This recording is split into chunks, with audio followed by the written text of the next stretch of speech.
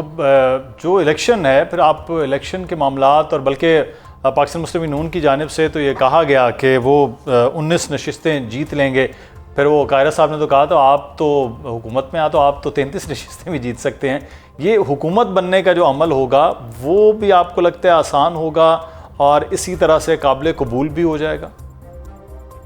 دیکھیے مدثر صاحب، میں صرف کسی ایک الیکشن کی بات نہیں کر رہا. میں اس وقت جی بی آزاد کشمیر، میں صرف ایک الیکشن کی بات نہیں کر رہا. لیکن جب ریس لگتی ہے نا سر، جب 8 بندے ایک ریس کے اندر کھڑے ہوتے ہیں تو 3 بندے جو ہوتے ہیں نا وہ میڈل سرمنی کے اندر جا کے کھڑے ہوتے ہیں، گولڈ، سلور اور برونز.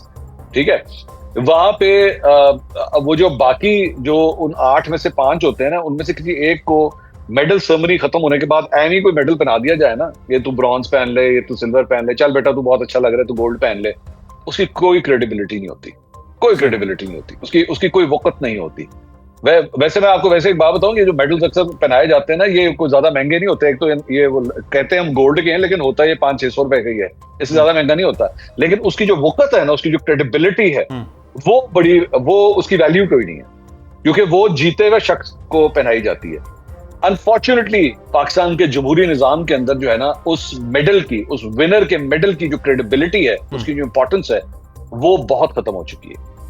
آج لوگ اپنے سامنے گزرنے والے ایم این اے، ایم پی اے، سینیٹر، منسٹر کو جب دیکھتے ہیں نا، تو سب سے پہلے ان کے ذہن میں یہ نہیں آتا کہ یہ میرا ریپرزینٹیٹو جا رہا ہے. ان کے ذہن میں سب سے پہلے ایک فارم آتا ہے ذہن میں، اور ان کے سب سے پہلے ذہن میں ایک کریڈیبلٹی کا سوال آتا ہے. انفارچونیٹلی یہ سلسلہ جو 2024 فروری 2024 سے سٹارٹ ہوا تھا، یہ سلسلہ آج بھی پاکستان کے ہر الیکشن کے اندر جو ہے وہ دیکھا جا رہا ہے. اور انفارچونیٹلی پاکستان کی جو حکمراں جماعت ہے، اسے شاید اب فرق بھی نہیں پڑتا، اس سے کریڈیبلٹی کا کوئی فرق بھی نہیں پڑتا کہ آپ اس کے بارے میں کیا سوچتے ہیں. وہ اتنے معاف ہو چکے ہیں اس ساری چیز سے کہ وہ کہتے ہیں آپ جو مرضی انگلیاں اٹھاتے رہیں، یہی نظام ہے، اسی نظام کے ذریعے آپ کرتے رہیں کریڈیبلٹی پہ جو آپ نے سوال کرنے ہیں. یہ جو جھنڈے والی گاڑی ہے نا، اس میں میں ہی بیٹھوں گا، آپ کا کوئی رائٹ نہیں اس میں بیٹھنے. صحیح. اچھا منصور صاحب، یہ تو آپ کی رائے جو ہے بہرحال وہ ایک اہم ہے، اس پہ پارلیمنٹیرین سے ضرور بات ہوگی. آپ کے جب بھی یہ بات ہوتی ہے کہ اب وہ کہتے ہیں کہ سیاست جو ہے وہ اب ویسی نہیں رہی، اس کی اپنی سیاست کی اہمیت اور کریڈیبلٹی نہیں رہی، وہ سیاست کو دے دیا جائے، یا آپ جیسے لفظ استعمال کر لیں، صحیح میرا خیال ہے وہ ایکوریٹ زیادہ لفظ ہے کہ وہ ایم این اے اور ایم پی اے یا سینیٹر کی یعنی پارلیمنٹیرین کی وہ اہمیت نہیں رہی. لیکن ایک اور جو پچھلے دنوں میں آپ گلگت بلتستان کی بات کر رہے ہیں، جی بی اسمبلی نے قرارداد منظور کی کہ انہیں باقاعدہ پاکستان کا صوبہ بنایا جائے، سینٹ میں ان کو نشستیں ہوں، جیسے ایک پورا سٹیٹس ایک صوبے کا ہوتا ہے. اس سے مسئلہ کشمیر کا سٹیٹس تبدیل نہیں ہو جائے گا کہ جی بی حکومت اسمبلی نے اس قسم کی قرارداد پیش کر دی، منظور بلکہ کر لی؟ مدثر صاحب، میں گلگت بلتستان نا پچھلے کم از کم 20-25 سال میں میرا خیال میں اور کچھ نہیں تو کم از کم 60 سے 70 دفعہ جا چکا ہوں. جی، سال میں 2 بار تو آپ کا مسٹ ہوتا ہے کم از کم. تو وہاں کے جو مقامی افراد ہیں، میرا ان سے بڑا گہرا پیار کا ریلیشن شپ ہے. اور ظاہری بات ہے، جب مجھے تو ویسے ہی شادی بیاہ میں کہیں جاؤں نا، تو میرے دوست یار کالج کے والے بھی جو ہے نا، وہ بیٹھ کے میرے ساتھ پالیٹکس ہی ڈسکس کرنا شروع کر دیتے ہیں، جبکہ میں ہاتھ جوڑے کہتا ہوں یار کوئی اور گل بھی کر لو. تو میں جب جی بی جاتا ہوں نا، تو وہاں کے لوگ ظاہری بات ہے مجھ سے مل کے اس کے بعد وہ پالیٹکس ضرور ڈسکس کرنا چاہتے ہیں. یہ ان کا جو قرارداد منظور ہوئی ہے نا، یہ ان کا درینہ مطالبہ اب سے نہیں ہے، کئی دہائیوں سے ہے. دہائیاں، میں سال نہیں کہہ رہا، کئی دہائیوں سے ہے یہاں پہ. انفارچونیٹلی مجھے نہیں پتا، میں نہیں جانتا، میں قانونی معاملات کے بارے میں یا اس کے لیگل سٹیٹس کے اوپر کیا فرق پڑتا ہے، بٹ اس حصے کو، چاہے وہ آزاد کشمیر ہو، چاہے وہ جی بی ہو، آپ کو وہاں کے مسائل حل کرنے کے لیے کچھ نہ کچھ کرنا پڑے. چاہے وہ آپ اسے کوئی عبوری سیٹ اپ بنائیں، چاہے آپ اس کے ایک عبوری صوبے کا آپ اس کا ایک نام دیں، whatever you want to do.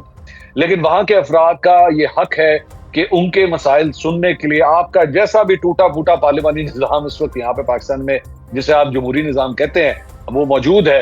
ان افراد کا بھی یہ حق ہے کہ وہ اس قسم کے نظام کا حصہ بنے.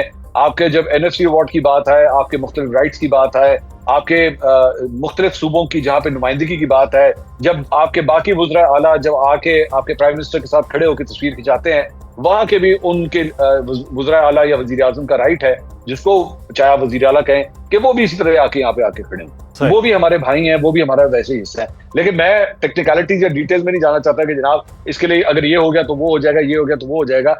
جو مرضی کریں، جیسا مرضی کریں، بے شک اس کشمیر کاز کے خدا نہ خواستہ کسی قسم کا کوئی نقصان نہیں پہنچنا چاہیے، وہ ہمارے لیے بہت امپورٹنٹ ہے، لیکن ان افراد کے لیے کچھ نہ کچھ ایسا سیٹ اپ راستہ جو ہے کہ وہ ضرور یہ نکلنا وہی زندگی وہی اسٹیٹس گزارے جو آج پنجاب، سندھ، بلوچستان اور کے پی کے اندر ایک عام پاکستانی گزار. بالکل. اچھا، لیکن بلوچستان کے حوالے سے بات کریں، سیکورٹی صورتحال، یہ آپریشن شعبان ہے، کتنا فیصلہ کن اب آپ دیکھ رہے ہیں، کیونکہ اس سے انٹینسٹی سے آپریشن شروع کیا گیا ہے اور اس کے نتائج بھی اور جوابی جو اٹیکس ہیں وہ بھی چل رہے ہیں، اور آپریشن کو ہم کہیں ایک گرینڈ آپریشن چل رہا ہے.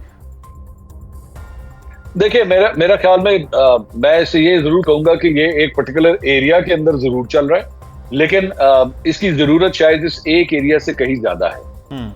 اگر تو ریاست نے اب یہ فیصلہ کر لیا ہے کہ کوئی بات چیت نہیں ہونی اور آل آؤٹ فورس کے ساتھ جو ہے وہ آپ نے اس مسئلے کو ٹیکل کرنا ہے، تو پھر آپ کو یہ کسی ایک particular spot would not be enough. آپ کو یہ ساؤتھ بلوچستان کی طرف بھی آنا پڑے گا، یہ سینٹرل بلوچستان میں بھی آپ کو یہ کرنا پڑے گا.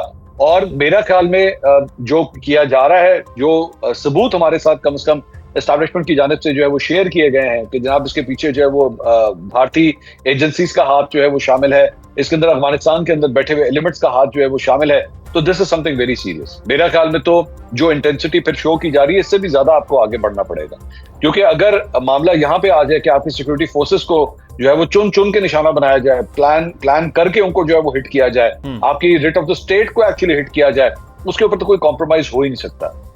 لیکن میرا خیال میں مجھے فیل ہوتا ہے کہ with the passage of time اس کی انٹینسٹی اور اس کی جو حدود ہیں وہ شعبان کے علاقے سے بھی اور زیادہ انکریز کرنی پڑیں گی، صرف یہ یہاں تک محدود نہیں ہوگا. صحیح. اچھا، آخر میں آپ کی پیپلز پارٹی کے لوگوں کے ساتھ جو آپ کہہ رہے ہیں میری ملاقات ہے، لیکن نون لیگ والوں کے ساتھ بھی ملاقات ہوتی رہتی ہے، رد و بدل ہو رہا ہے کابینہ میں اور کچھ جلد ہے متوقع، یا صرف یہ افواہیں اور رومرز اور کیا کہتے ہیں اندازے ہیں؟